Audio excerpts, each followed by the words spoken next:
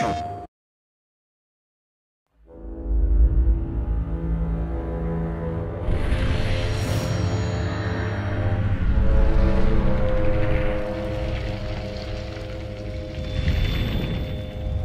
at war all the time, still today. After thousands of years, we still go to war. We still are, people that like to fight, to conquer, and that's the way we live.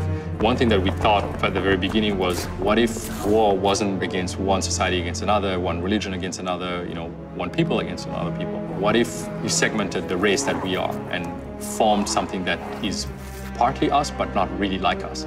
The half-breeds were formed out of that. By this point, hundreds and hundreds of years of struggle has already kind of occurred between humans and the half-breeds. Basically, our story kind of paints them as another top-tier predator just like man is. The half-breeds are based on lore that exists from stories that were told in different countries, in different civilizations, societies. In our world, werewolf is something that came from a lore that they probably believed in thousands of years ago, when it actually was a half-breed, an evolution of mankind. They still are I would say anatomically similar to humans, but they have, they're much taller, they're bigger, they have hides that are thicker, their musculature gets slightly augmented. The reason why the lichens and that particular species of half-breed is a threat, it was a question of understanding what it was about the werewolf lore that is as intelligent as you are, but is as bestial as a wolf could be. I think, to me, the most terrifying thing is that we try to basically always have some degree of a performance in them that carries a level of intelligence. They are smart. I think, to me, that's actually the scariest thing about them. And when something can look at you, size you up, and be at your equal, if not above you, I think it becomes very, very scary.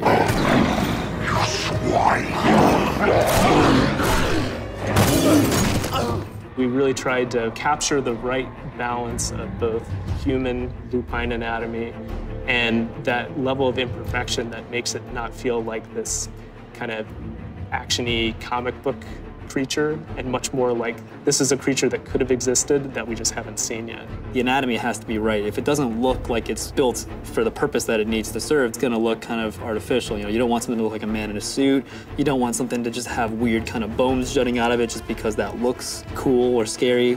Also trying to retain a sense of the person. We didn't want this magical transformation from specific guy to generic scary creature. We wanted a sense of who that person was, still kind of transferred into the lichen anatomy. We knew that one of the pillars of the game was that we not just have lichens, but we have the ability to transform a human into a lichen or vice versa. We wanted no cheats. We wanted continuous, no-cut shots of this happening. And so what that means is actually transforming the anatomy.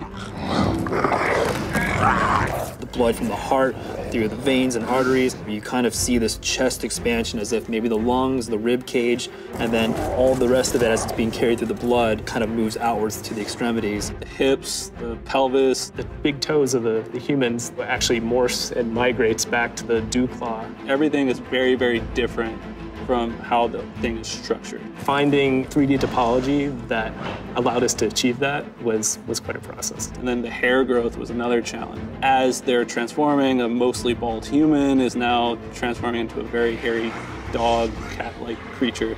On top of that, the skeletons of both characters are actually animating and transforming along with this blend shape. On top of that, the materials are animating and blending between the human state, sort of an in-between transformation state, and the lichen state without any tricks or gimmicks. I think that's something that people are going to be really kind of excited about. There's that moment where you're like, oh man, turning into a lichen, that's awesome. And so we wanted to make sure we played that up.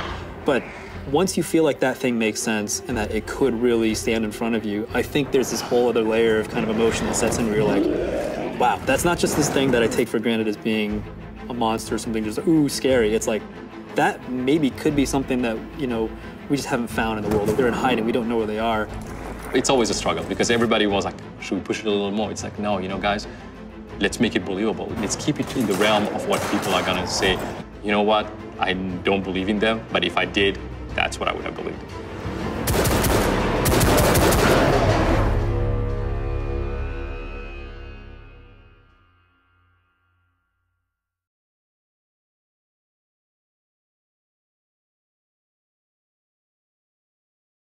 PlayStation